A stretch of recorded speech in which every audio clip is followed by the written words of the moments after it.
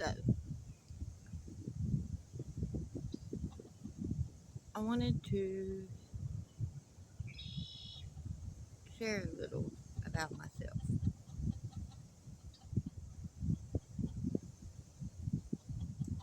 To say that my life has been simple would be the understatement of the century.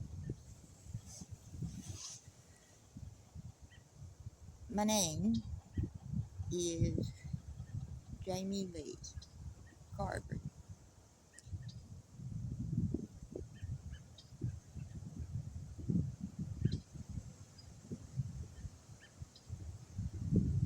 but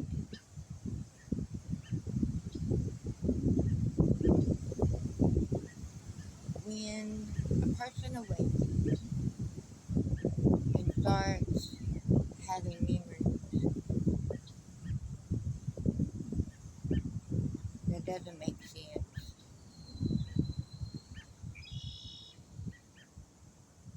it can be really, really confusing.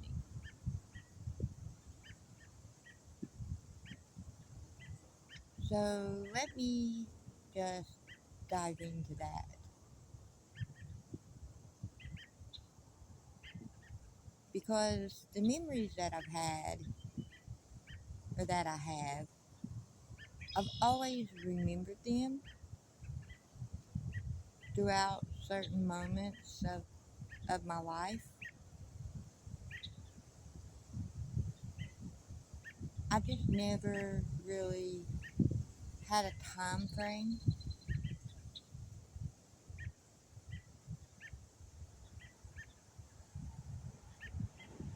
but I remember a car crash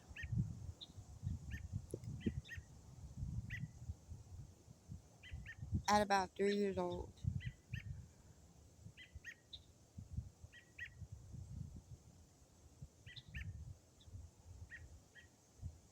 And the car had went into a body of water.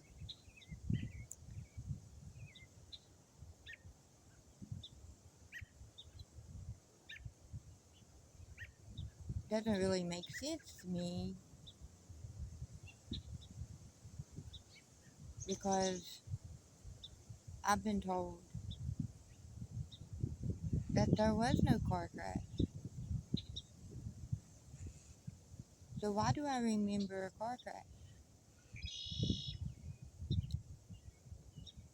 Let's fast forward to about 5 years old, or six maybe.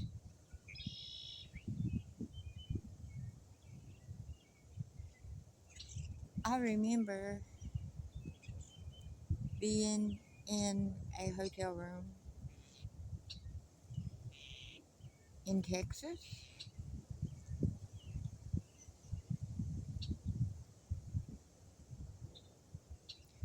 being told not to open the door for anyone. I remember being told to, if I was hungry, to order room service. I remember ordering chicken noodle soup more than anything else because at that moment, that was my favorite. I love chicken noodle soup. But I was told not to even open the door for room service. I was told to let room service bring the food to the door, let them set the tray on the ground. If the tray was on one of those meal tray things that have wheels on it, to wait till room service knocked and for them to walk away before I was to open the door. So once they knocked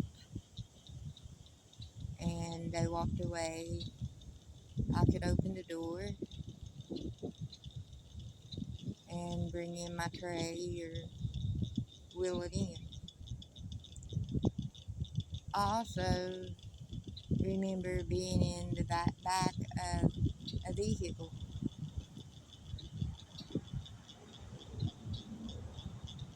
with I was in the back seat and there was a gunshot came through the back window, I guess about that far from my head. The sound was so loud, and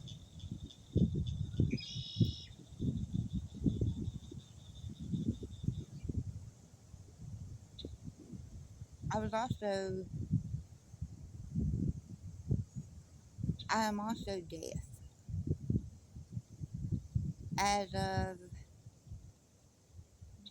the time that I was in the fourth grade, I had already I was already like right at 40% deaf. By the time I was a senior, I was 80% deaf in each ear. I was told that it was because I had so many ear infections when I was small,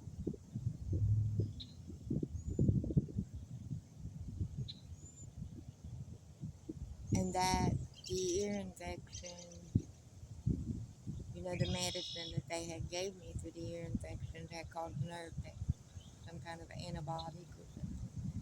But sometimes I wonder if maybe it was where that gunshot and the glass and everything shattering was so close to my head that it had caused damage. I don't know.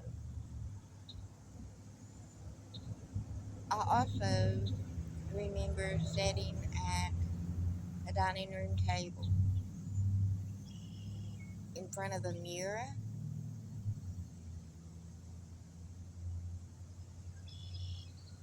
practicing saying, "Hi, my name is Jamie Lee Carter." Why?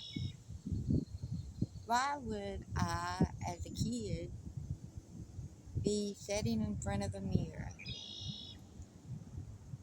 reciting over and over, "Hi, my name is Jamie Lee Carter"? I mean, a kid recognizes their own name, and if you're, starting school, going to school, then you're gonna know your name, right? You're gonna know what your name is.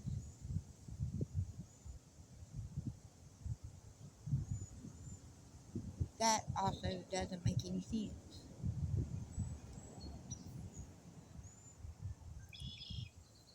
I remember being in kindergarten at, school, and the secretary at the time came and got me out of class and said, "Jamie, you have a phone call.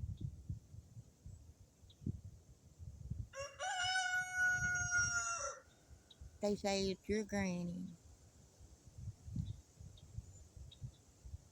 And I said, "Can't be my granny. My granny just died." Because the thing is that that was the first day that I had been back to school in a week because of my great grandmother passing away. and I had been off school for a week bereavement. And the secretary said, no, they say it's your granny. They're on the phone. She took me out of class, walked me to the office, and put me on the telephone. The woman said, hi, Jamie, it's your granny. I said, no, you're not my granny. My granny, she died. I just buried my granny a week ago.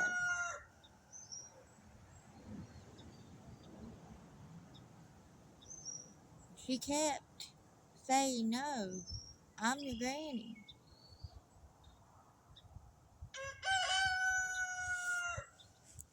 Now, even though I was in kindergarten, I knew that the only way I was going to be able to get off the phone with the lady, whoever it was to agree with her. She told me to meet her outside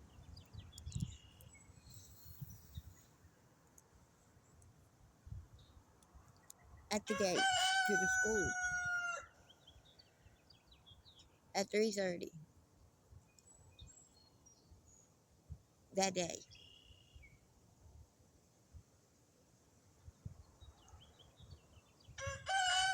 Like I said, I wanted off that phone,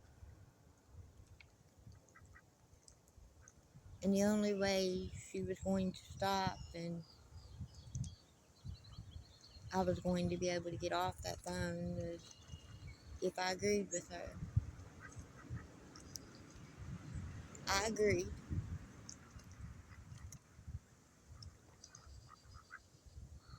She told me not to tell anyone,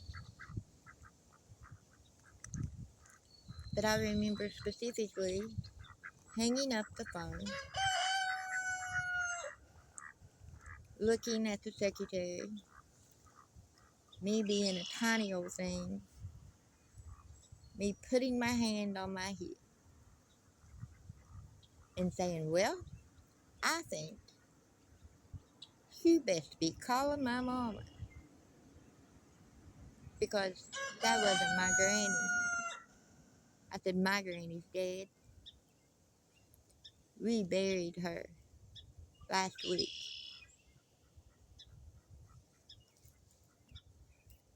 My mom was called.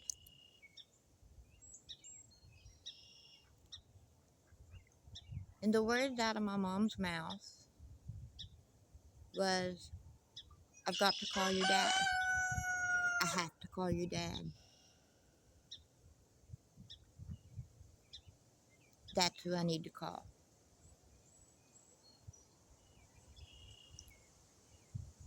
She called my father.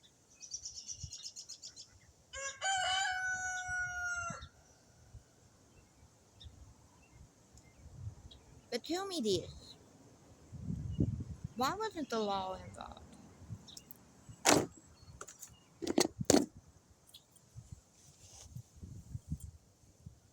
Why didn't the secretary or the principal call the law? Why didn't my mama or my dad call the law?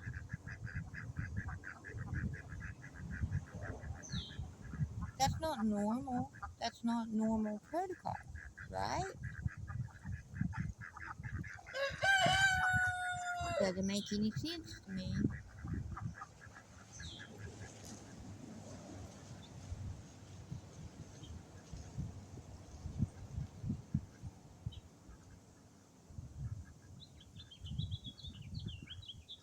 I remember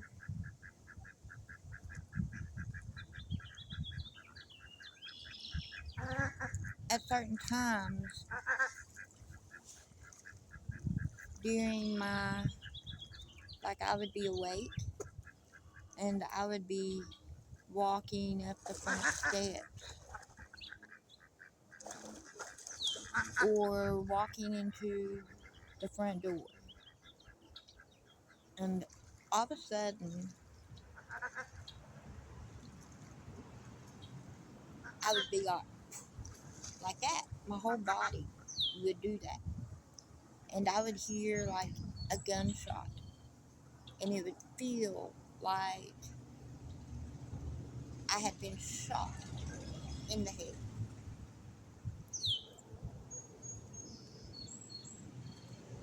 I would hear the noise of a gunshot.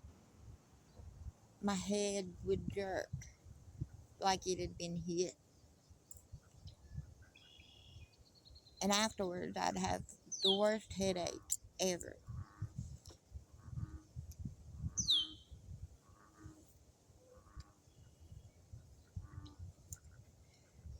I remember a fire. I used to dream,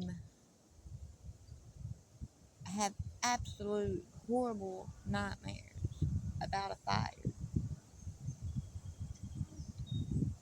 so badly that me being 5, 6 years old,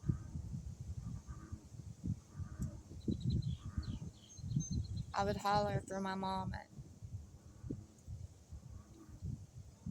or I would get up and go in there to where she was. She'd bring me back to the bedroom, tuck me in, and she'd say a prayer.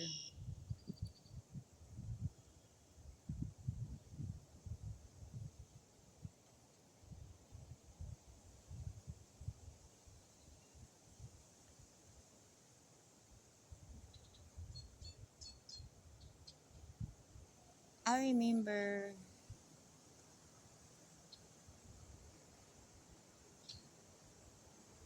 so many things that doesn't make sense. And all these memories I had sporadically throughout growing up, they didn't go away. They just occurred randomly at random moments.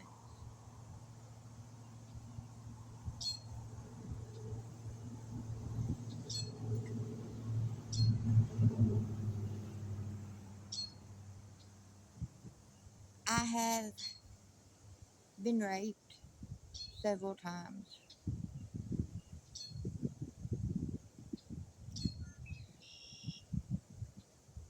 I have been drugged, and I have been left for dead.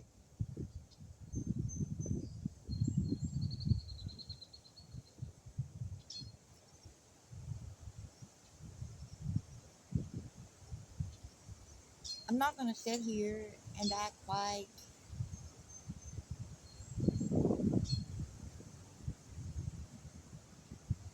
I dealt with it all well, because I didn't.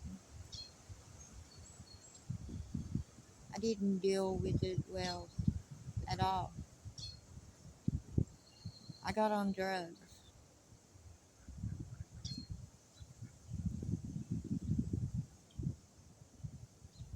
because I kept wanting to escape my reality, escape the things that I was remembering that didn't make any sense. And then I continued to use drugs to try to deal with the rape. I didn't want to face the darkness.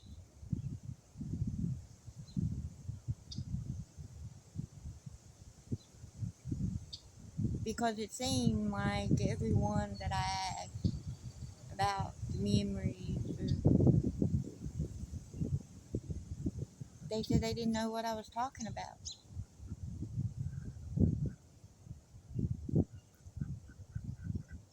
Or they wanted to change the subject or avoid the discussion altogether.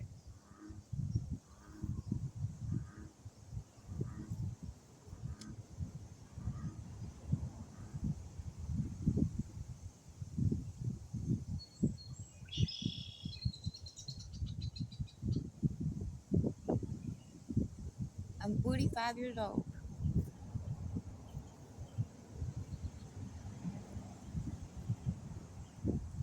and it took me a lot of years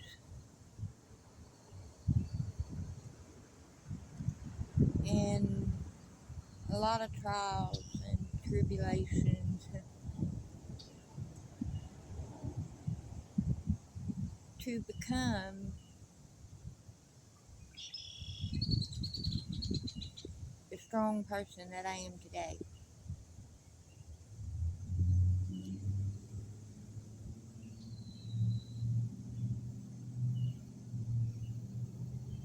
I also remember being up there,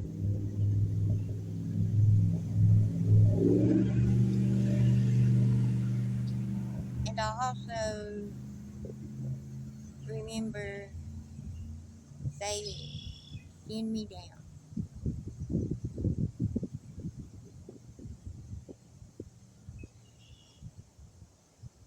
I know that might sound strange to some people, and I know that it may sound absolutely crazy to others.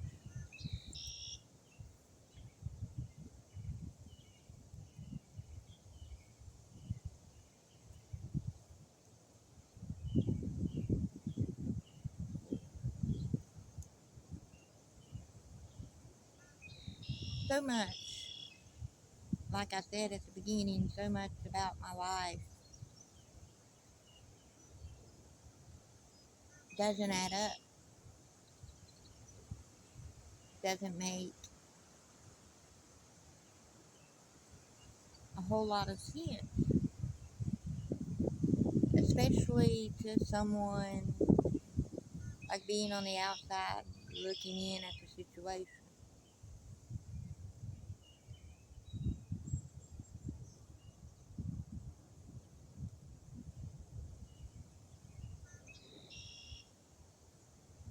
I felt a lot of pain in my soul,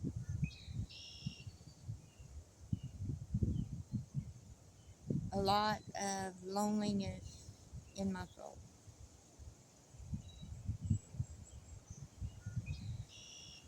a longing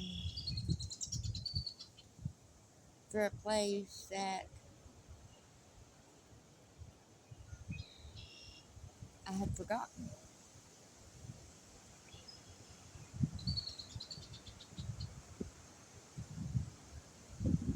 I also remember being about 7 years old. I was going on a field trip to Glenner Hazard Island, which is in West Virginia.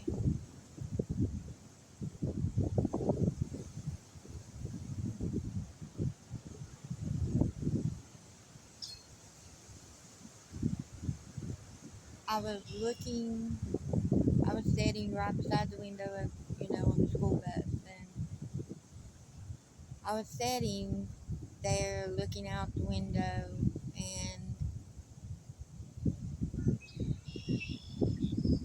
into my own eyes, into my own reflection.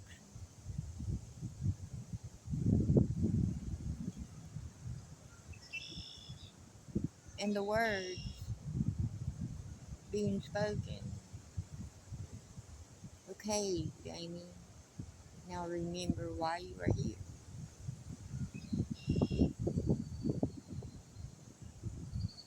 remember what you've come here to do. Is that normal for a 7-year-old to be wondering that or to be saying that?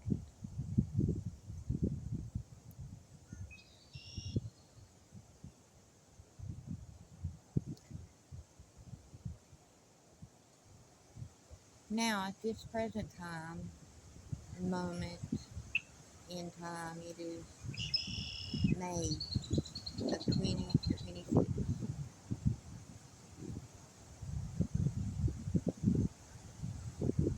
At the end of August of 2025,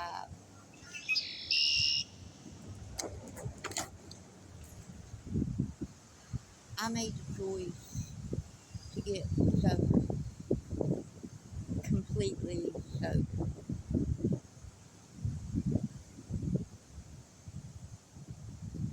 Throughout my life,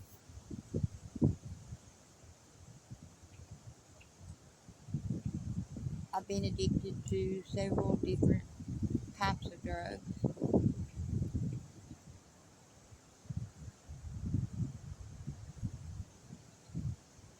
At that particular time, I was addicted to crystal meth. That's just me being bluntly honest with you. And I smoked a lot of weed.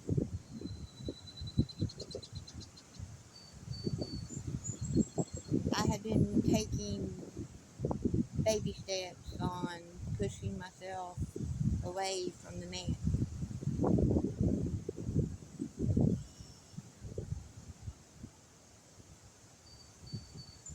Me and the ex that I was with at that time had gotten into a pretty heavy argument,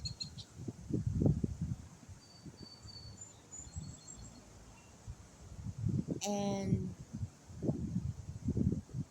I was bawling because I'm an empath, and I feel a lot of emotions that are not necessarily mine at times.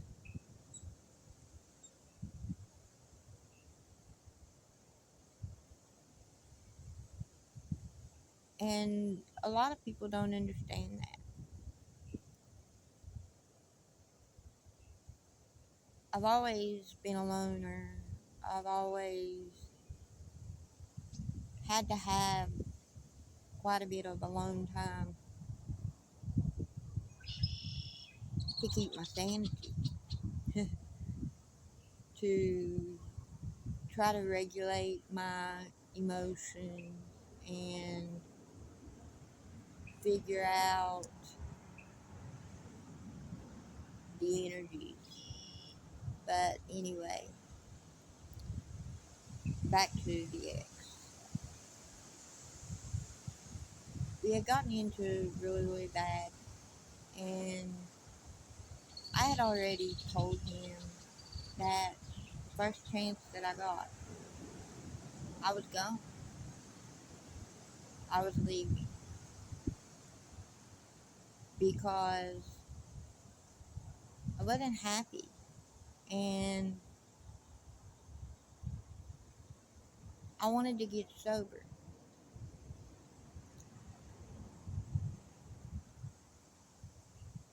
I wanted to find myself again. I wanted to get to know myself, the real me, the person I was before the world started telling me who to be.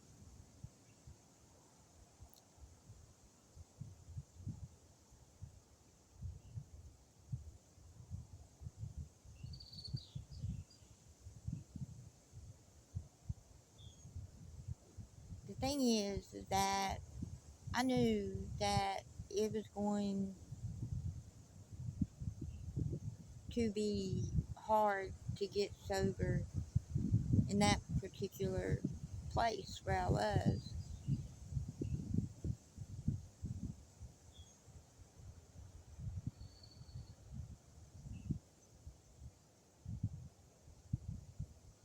Started pushing it away more and more.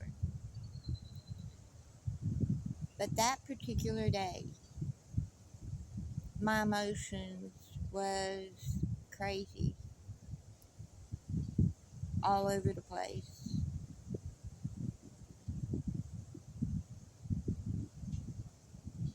I am definitely a survivor of reactive abuse. I didn't want to spaz out anymore. I didn't want to fight with him anymore. I and I didn't want my emotions to get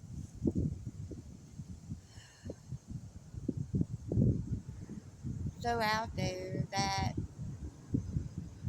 the first thing I wanted to do was reach for the meth pipe. I didn't want to do that. So what I done is I walked in the apartment and I prayed, bawling and crying, just talking to him, to the Creator.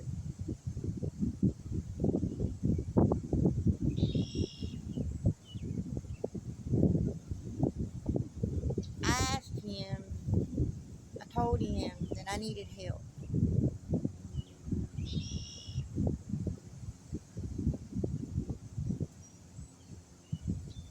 And I felt like I couldn't do it alone.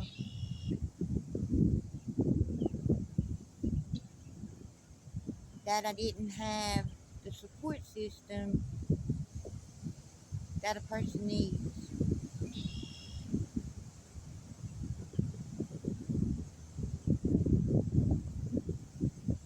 I told him,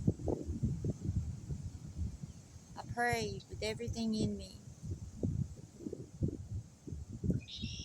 for him to take it away, for him to even take the cravings away.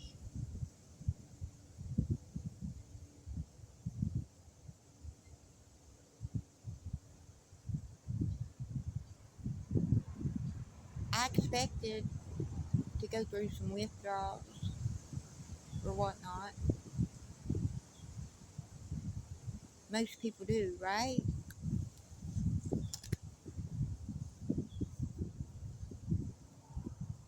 Well, after I prayed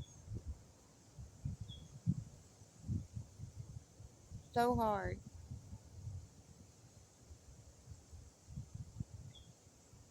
and when I pray, I just talk.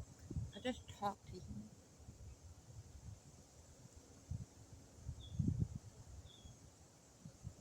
I make sure that I'm totally present. And I make sure that I feel it in my heart space.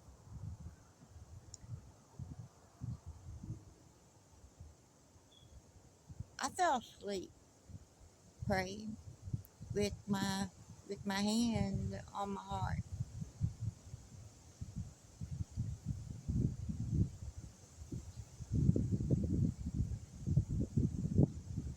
I woke up. After I woke up,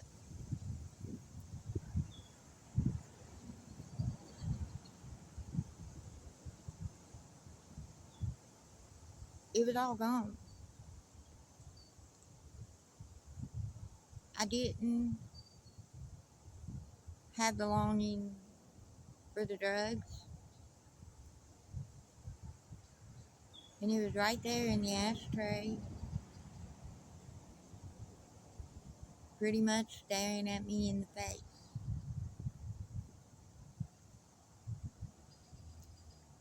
I never reached for it.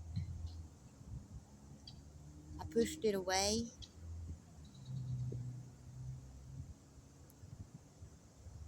I didn't have a longing for it.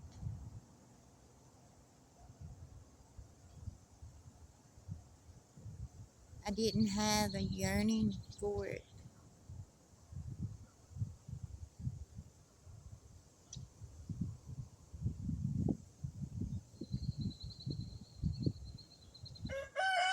And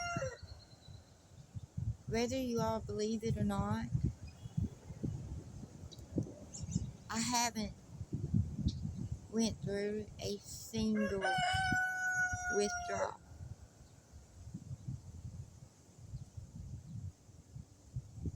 He literally and figuratively, in every shape, fashion, and form, took it away.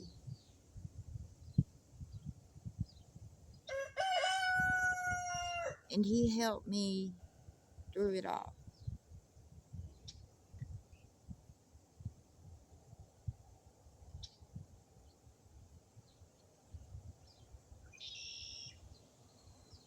And that's the moment that I chose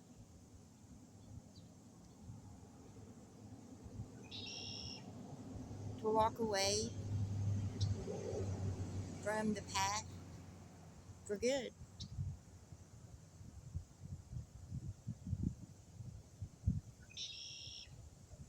That's the moment that I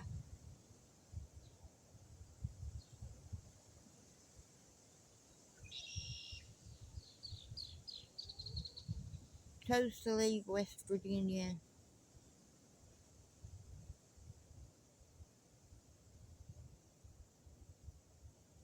and to move.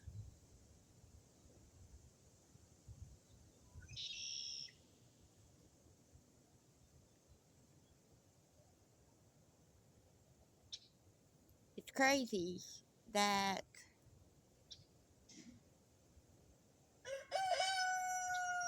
my identity has been stolen. It all my Google accounts have been hacked into.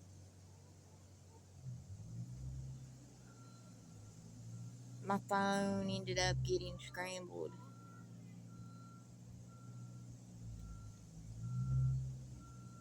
It's like the more that I started awakening to the truth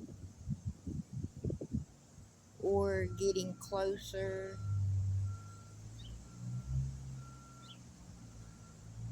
to remembering everything,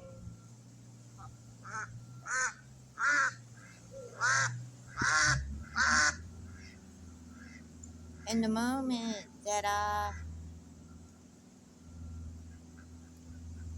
started trying to speak my truth,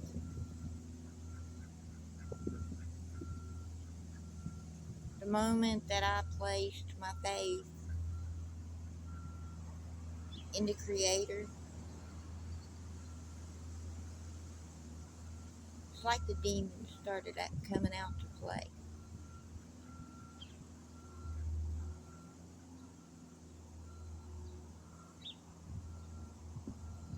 I don't really have a whole lot of communication. I have a text now number because I don't have the money to put on my phone for minutes or anything.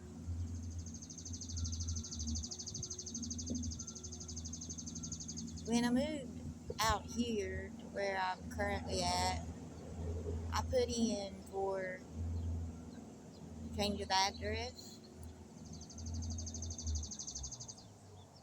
and I haven't received any mail.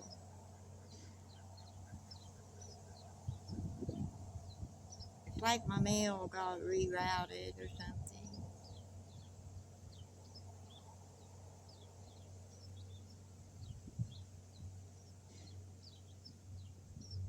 When my parents died, there was a trust account set up.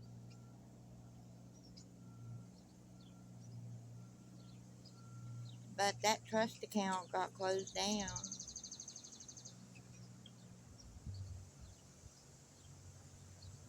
Not by me.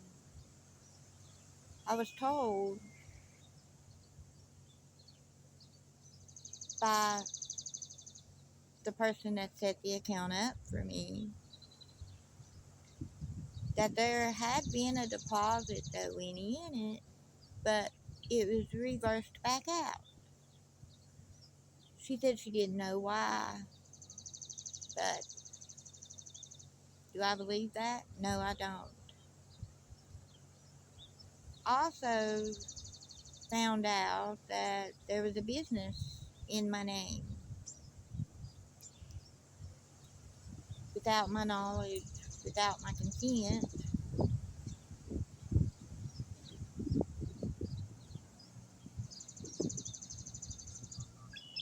The code on the mailing or on the letter had CP 545.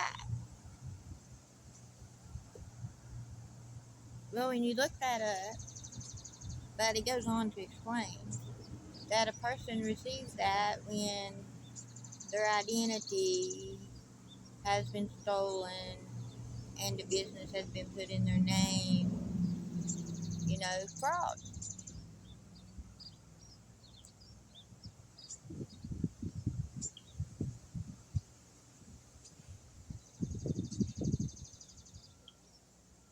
So much about my life doesn't make any sense.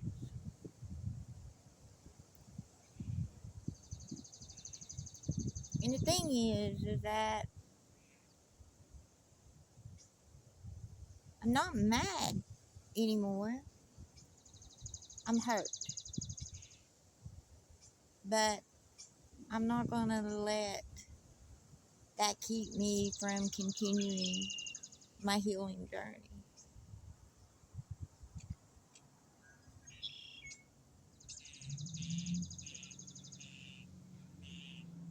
The more I went within,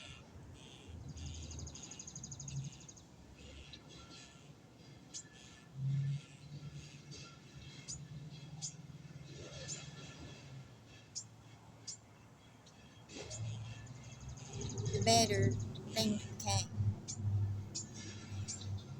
They might not be better in the physical sense, but on a soul level,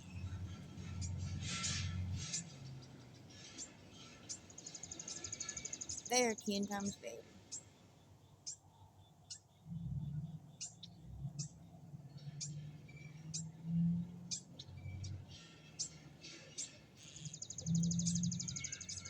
So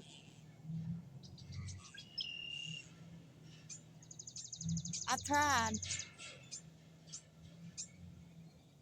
to contact a lawyer about my identity being stolen. But before my phone got scrambled, I got the reply back that they couldn't help me.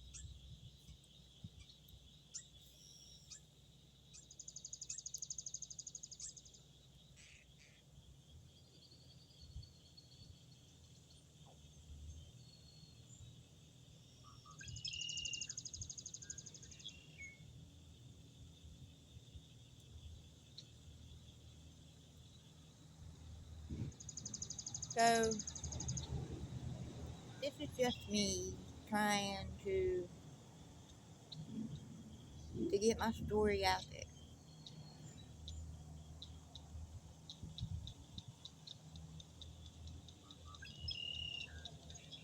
Love and light to all of you guys.